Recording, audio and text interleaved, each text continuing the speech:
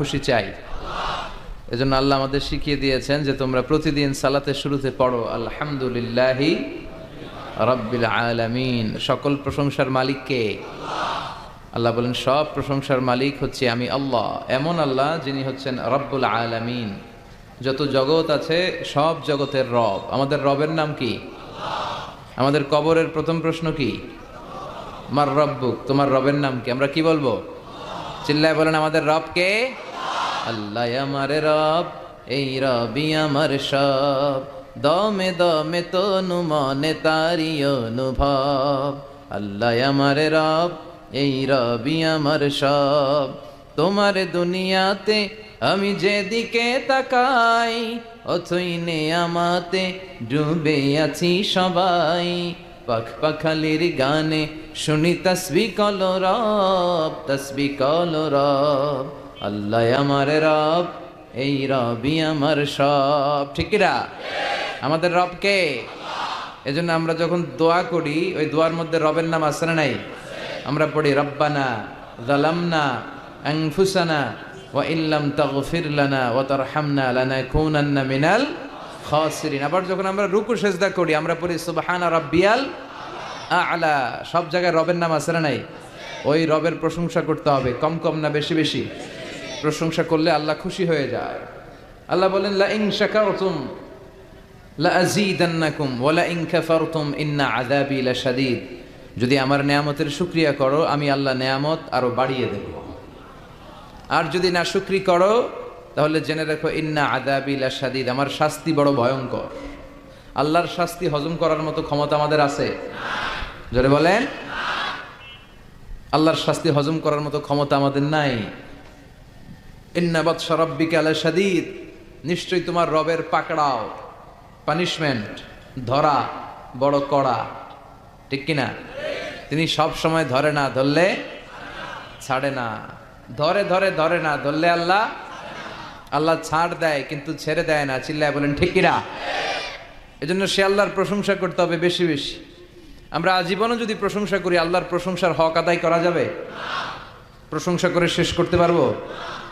আল্লাহ বলেন পৃথিবীর সব সাগরের পানি যদি কালি হয়ে যায়, পৃথিবীর সব গাছগুলো যদি কলম হয়ে যায়, সাগরের জল নামক কালি দিয়ে, এই গাছ নামক কলম দিয়ে আমি আল্লাহর প্রশংসা যদি তোমরা লিখতে শুরু করে দাও, সাগরের জল ফুরিয়ে যাবে, পৃথিবীর সব গাছগুলো শেষ হয়ে যাবে, কিন্তু আল্লাহর প্রশংসা করে শেষ করা যাবে না।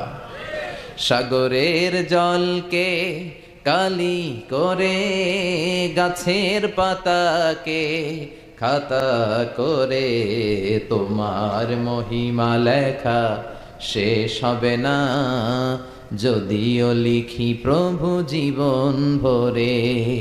সাগরের জলকে কালি করে গাছের পাতাকে খাতা করে তোমার মহিমা লেখা শেষ হবে না, যদিও লিখি প্রভু জীবন ভরে।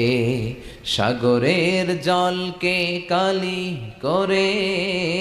আল্লাহু আকবার পড়েন। পৃথিবীতে কি পরিমাণে সাগরের জল আছে এটা আপনাদেরকে বোঝানো সহজ, কারণ আপনাদের বাড়ি কই? সাগরের পাড়ে। টেকনাফ, টেকনাফ। এই নাফ নদীর পাড়ে টেক দিয়ে আপনাদের শহর, এজন্য শহরের নাম টেকনাফ।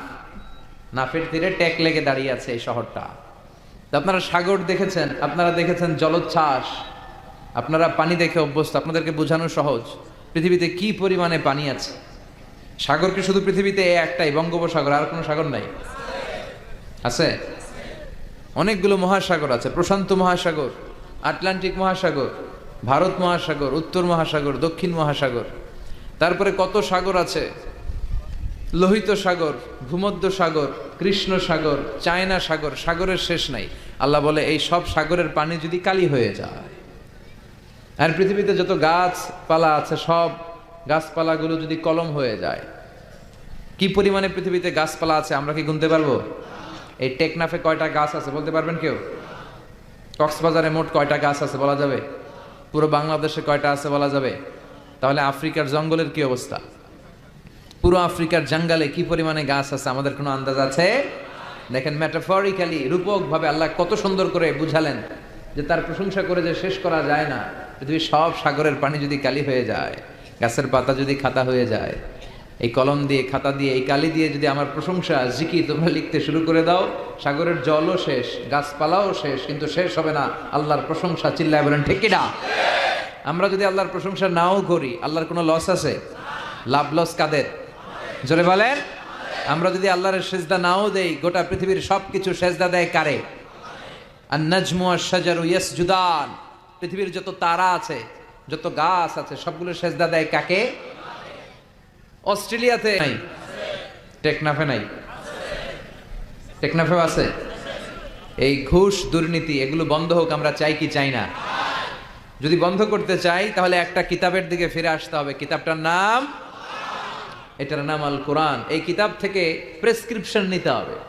অসুস্থ হলে যেমনি আমরা এমবিবিএস ডক্টরের শরণাপন্ন হয়ে প্রেসক্রিপশন নেই, তেমনি এই ঘুণে ধরা সমাজটাকে ঠিক করতে হলে যে বই থেকে প্রেসক্রিপশন নিতে হবে, সেই বইয়ের নাম কি?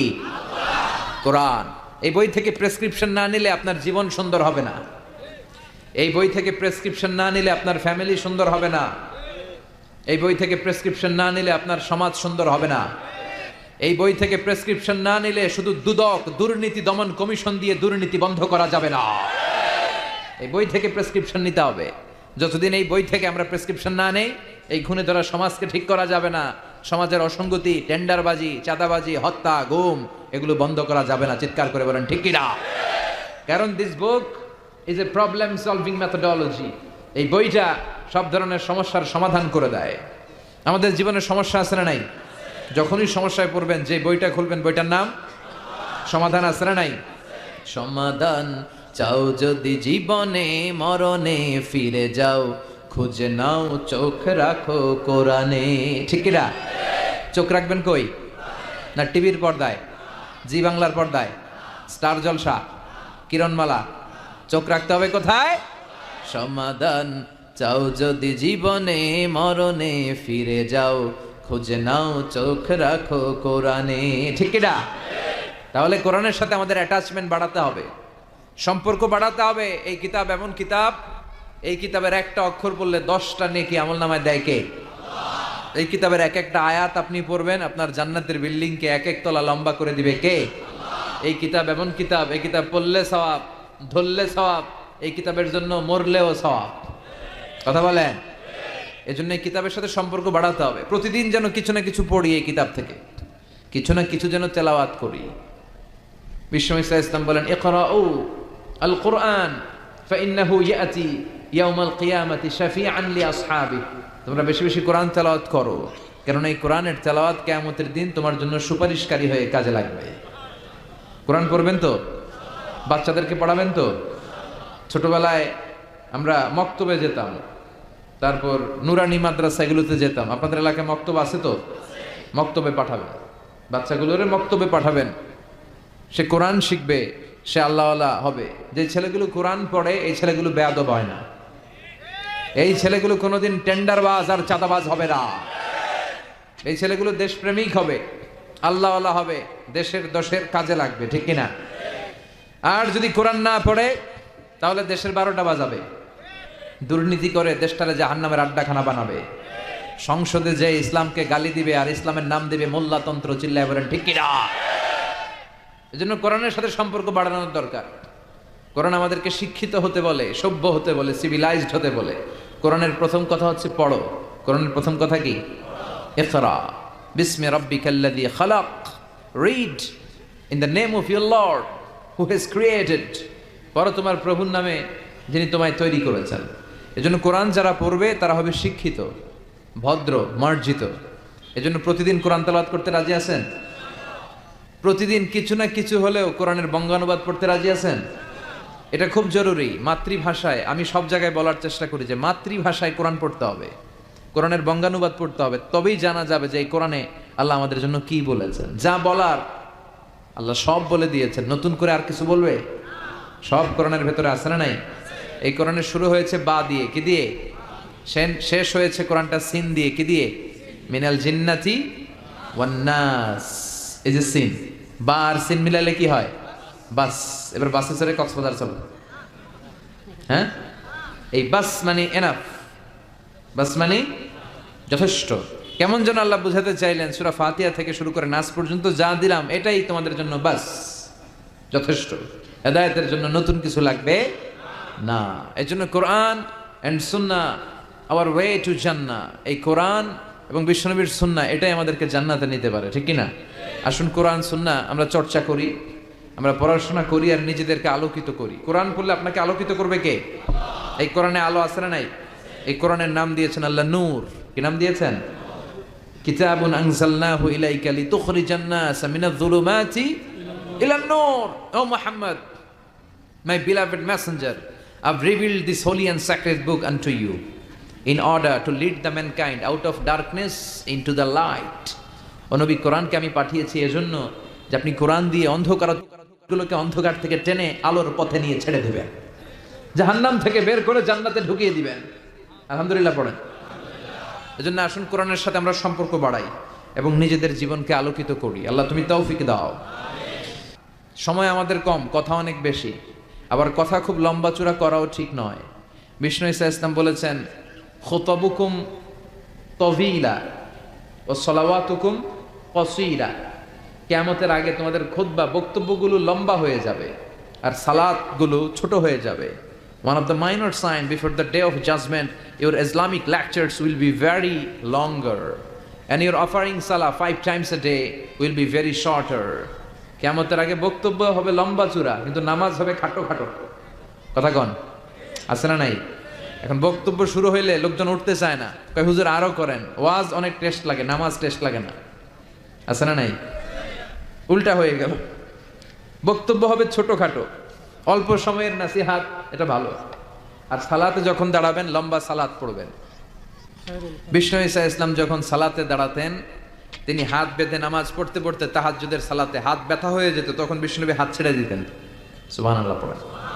আবার যখন এনার্জি ফিরে পেতেন, শক্তি ফিরে পেতেন, আবার হাত বাঁধতেন, আবার খারাপ লাগলে ছেড়ে দিতেন। তার মানে হাত ছেড়ে দিল নামাজ হয়, ঠিক কিনা? কিন্তু উপরে বাঁধবে না নিচে বাঁধবে এ নিয়ে কিলাকিলি আছে না নাই? টেকনাফে মনে হয় কিলাকিলি ঢুকে নাই? হ্যাঁ, কেউ কয় আছে, কেউ কয় নাই। তো এগুলো কম, আলহামদুলিল্লাহ কম। এগুলো নিয়ে ফিতনা তৈরি করা যাবে না। আমাদের সালাদগুলো যেন লম্বা হয়, সালাদ যেন ধীরে সুস্থে হয়। আমরা অনেকে নামাজও পড়ি, আবার ক্রিকেট খেলার দিকে মন যায়। আছে না নাই? মাশরাফি বিন মুর্তজা, এখন উনি তো আবার এমপি না? তো এমপি কি আউট হইলো না ছক্কা মারলো? টেনশন আছে না নাই?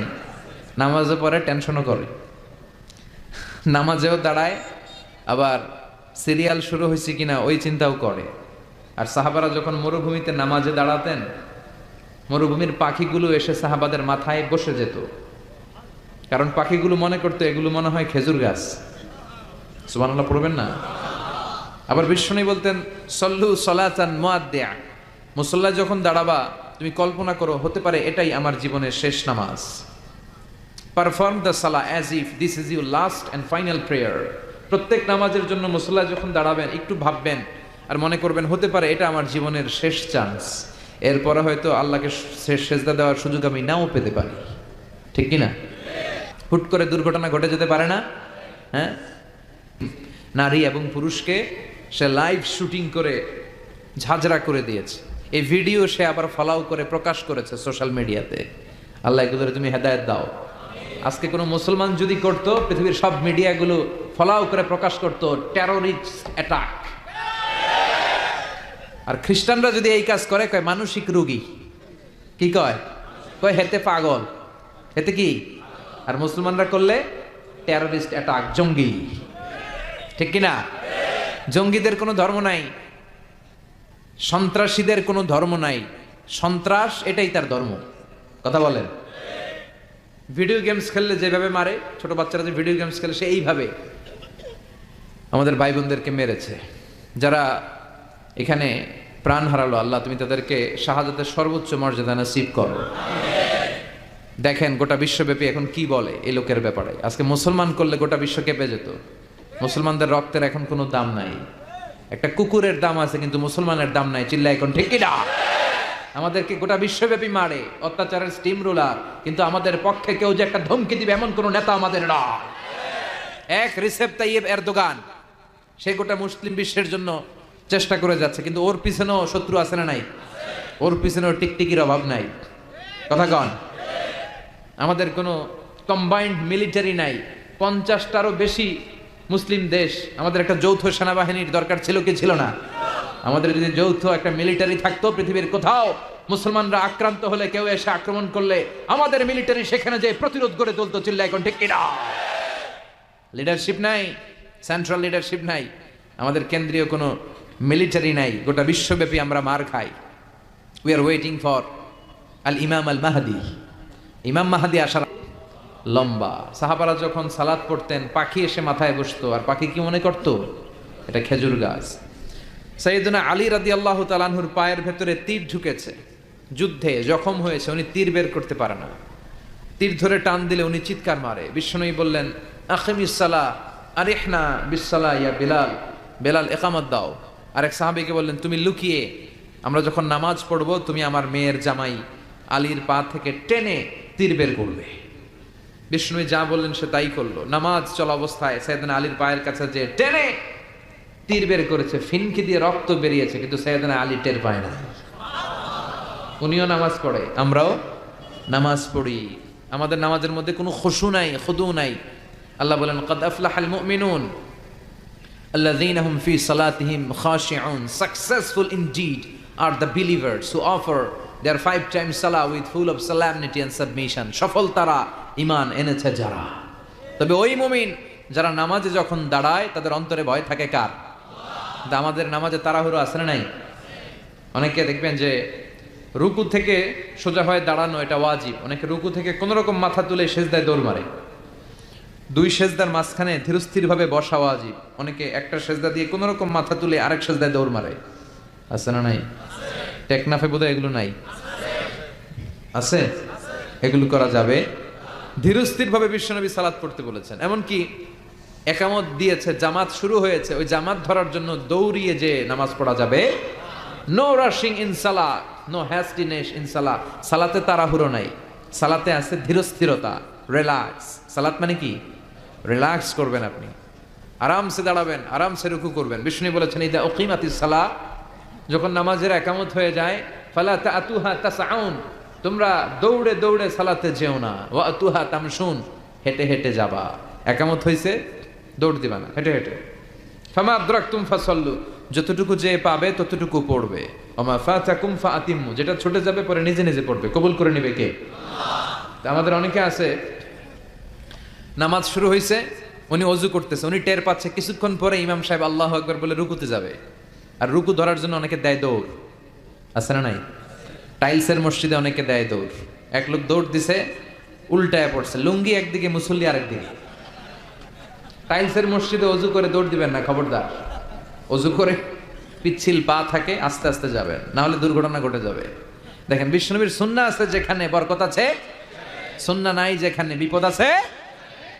এজন্য সালাতগুলো যেন ধীর স্থির ভাবে হয়। আবার সালাতের পরে তাসবিহ পড়ে না লোকজন, নামাজের পরে কি পড়া সুন্নাত?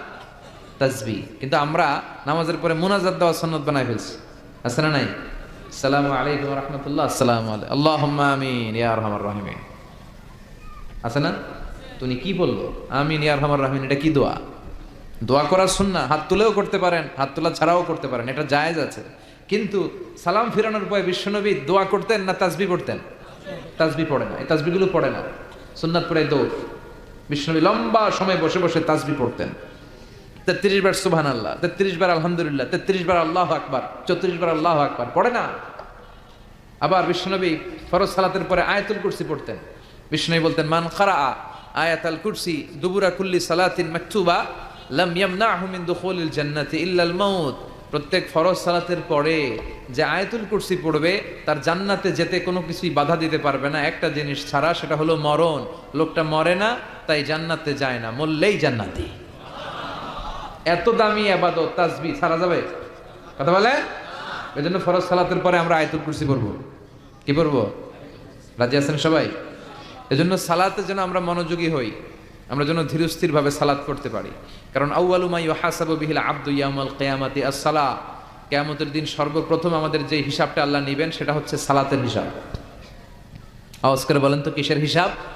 সালাত কায়েম করো, সালাত কায়েম করো, হবে সম্মানী তুমি, হবে জান্নাতি তুমি, হবে সম্মানী তুমি, হবে জান্নাতি তুমি। দিবে কাল হাসরে শীতল ছায়া আরশে আজিম, রাব্বিয়াল আলা রাব্বিয়াল আযীম। আলহামদুলিল্লাহ পড়েন। এজন্য সালাত যেন হয় আমাদের নিত্য সঙ্গী, আর সালাত যেন আমরা ধীরস্থিরভাবে পড়তে পারি। আল্লাহ তুমি তৌফিক দাও। আমি আপনাদের খেদমতে আমার খুতবার শুরুতে সূরাতু আদ-দুহা থেকে কয়েকটা আয়াত তেলাওয়াত করেছি, যে সূরাটা আমাদের অনেকেরই মুখস্থ আছে না? সূরা দোহা মুখস্থ আছে না? এই সূরাতু দোহাতে আল্লাহ তাআলা আমাদের জন্য কি শিক্ষা রাখলেন, কি মেসেজ আমাদেরকে দিতে চাইলেন, এটা নিয়ে আজকে আমরা অল্প কিছু সময় কথা শুনবো। সবাই পড়ে ইনশাআল্লাহ। শেষ পর্যন্ত আপনারা থাকবেন তো? চলে যাবেন না?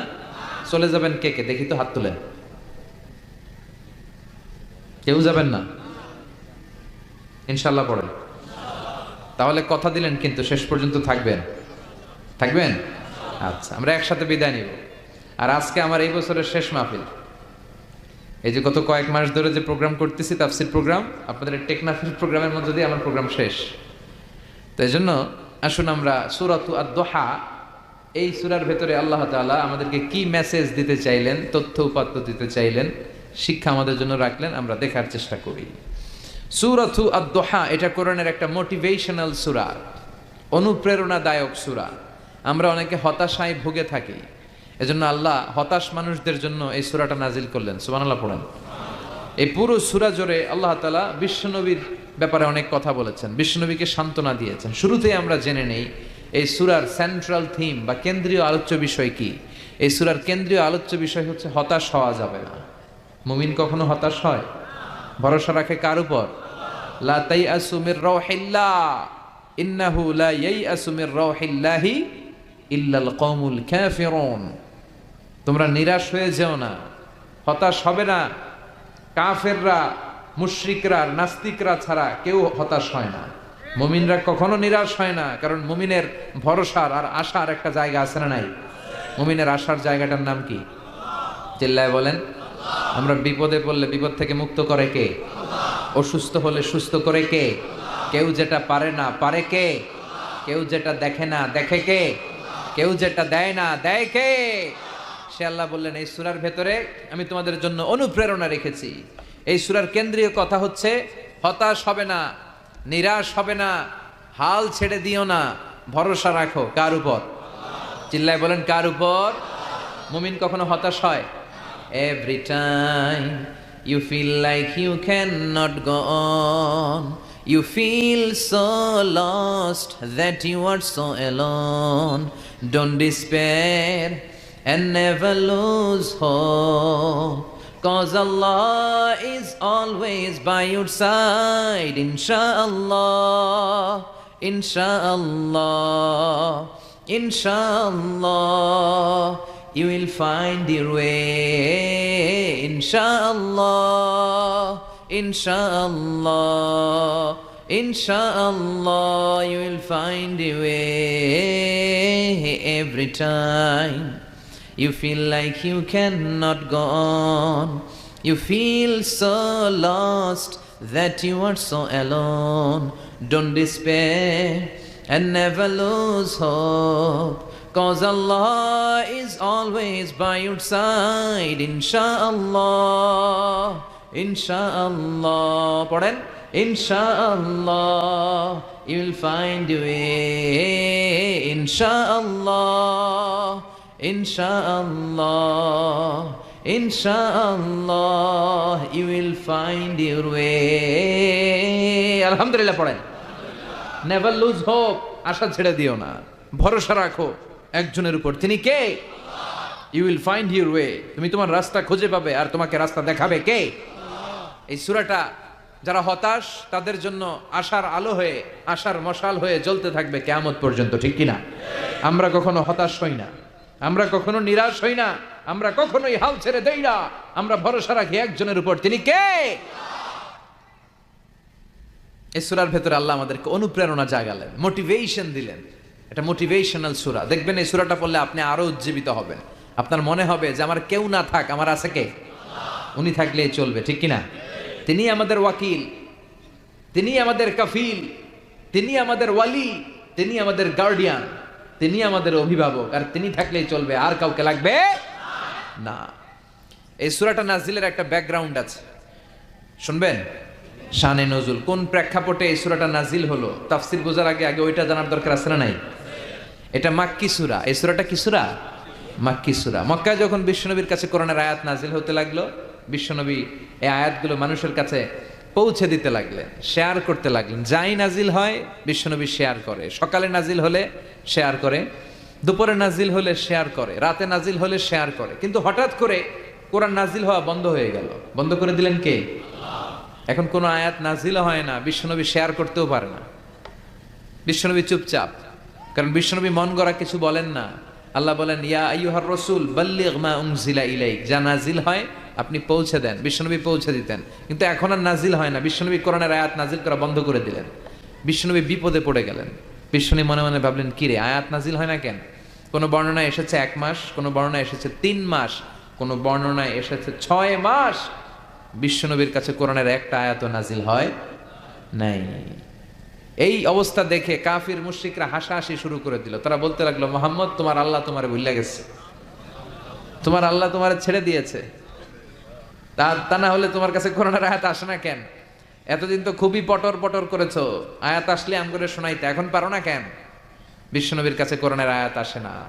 বিশ্বনবীর চাচি আবুল আহাবের স্ত্রী উম্মে জামিল বলতে শুরু করলো, মুহাম্মদ, তোমার শয়তান তোমার কাছে আসে না, আসে না। তিনি শয়তান দ্বারা সাইয়েদনা জিব্রাইলকে বুঝিয়েছেন যে, মুহাম্মদ, তোমার কাছে জিব্রাইল আর আসে না, আল্লাহ তোমারে ভুলে গেছে। নাউজুবিল্লাহ পড়েন। এই পরিস্থিতিতে বিশ্বনবী খুব হতাশ হয়ে গেলেন, বিমর্ষ হয়ে গেলেন, আর মনে মনে ভাবলেন, কি রে, আসলেই কি আল্লাহ আমারে ভুলে গেল? আমার কোনো ভুল হচ্ছে না তো, আমি কোনো অন্যায় করি নাই তো, আল্লাহ কোরআনের আয়াত নাজিল করা বন্ধ করলো কেন? বিশ্বনবী হতাশ হলেন, বিশ্বনবী নিরাশ হলেন। বিশ্বনবীর হতাশা আর নিরাশাকে কাটিয়ে দেওয়ার জন্য এই সূরাটাকে নাজিল করলো কে? রব্বুল আলামিন তখনই নাজিল করে দিলেন আর বললেন, ওয়াদ-দুহা ওয়াল-লাইলি ইযা সাজা মা ওয়াদ্দা'আকা রাব্বুকা ওয়া মা ক্বালা ওয়ালাল আখিরাতু খায়রুল লাকা মিনাল উলা। সুবহানাল্লাহ পড়া। আল্লাহ নাজিল করলেন ওয়াদ-দুহা। দুহা মানে আলো, দুহা মানে কি? আলো। আল্লাহ বললেন, ওয়াদ-দুহা, নবী আলোর শপথ, ওয়াল-লাইলি ইযা সাজা, আর অন্ধকারের শপথ, মানে রাত্রির শপথ, যখন রাত্রিটা নিঝুম হয়, হয় নিস্তব্ধ। সুবহানাল্লাহ পড়েন। আল্লাহ বললেন, নবী আলোর শপথ, ওয়াদ-দুহা, আলো, আলোর শপথ, আশার আলো, সম্ভাবনার আলো। ও নবী, আমি আলোর শপথ কাটলাম। আল্লাহ তাআলা আলোর কসম কাটলেন, আবার আল-লাইল দ্বারা অন্ধকারের কসম কাটলেন, আর বোঝাতে চাইলেন, নবী, আলো আর অন্ধকার দুইটারই দরকার আছে, ঠিক কিনা? সব সময় যদি আলো থাকে, 24 ঘন্টায় যদি সূর্যের আলো থাকে, ভাল লাগবে?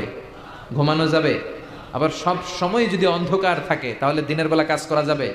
তার মানে আলোরও যেমনি দরকার, অন্ধকারেরও দরকার আছে না নাই? আলো দ্বারা রব্বুল আলামিন ওহীর আগমনকে বুঝালেন, অন্ধকার দ্বারা রব্বুল আলামিন ওহীর অনুপস্থিতিকে বুঝালেন। আর বুঝাতে চাইলেন, নবী, যেমনি সব সময় আলো থাকলে ভাল লাগে না, মাঝে মাঝে অন্ধকারের দরকার, তেমনি সব সময় ওহী নাজিল করলে আপনার পক্ষে এটা মেনে নেওয়া সহ্য হবে না। তাই মাঝে মাঝে ওহী বন্ধ রেখে আপনাকে একটু বিশ্রামও দেয়া দরকার। সুবহানাল্লাহ। ও নবী, আমি তো ইচ্ছা করে ওহী নাজিল বন্ধ রেখে দিয়েছি, কারণ সব সময় ওহী রিসিভ করা এটা আপনার জন্য কষ্ট হয়ে যাবে। সব সময় ওহী আসলে এই কোরআনকে রিসিভ করতে করতে আপনি দুর্বল হয়ে যাবেন, কারণ কোরআন তো সাধারণ কোনো কথা নয়, এটা কার কথা? এই কোরআনের বাণীগুলো কার? সূর্যের আলোর যেমনি তেজ আছে, কোরআনেরও তেজ আছে না নাই? সূর্যের ভেতরে যেমনি কিরণ আছে, কোরআনের ভেতরে কিরণ আছে না নাই? আল্লাহ বললেন, লাউ আনজালনা হাযাল কুরআন আলা জাবালিন লারাআইতাহু খাশিআন মুতাসাদ্দিআন মিন খাশিয়াতিল্লাহ। ও নবী, কোরআনকে মানুষের উপর নাজিল না করে বিশাল বিশাল বড় বড় পাহাড়ের উপর যদি আমি নাজিল করতাম, আপনি দেখতেন কোরআনের ভায়ার ভরে পাহাড়, বড় বড় পাহাড়গুলো ভেঙে ভেঙে চূর্ণ বিচূর্ণ হয়ে খান খান হয়ে গিয়েছে গো নবী। সুবহানাল্লাহ পড়ে। এটা সাধারণ কিতাব নয়।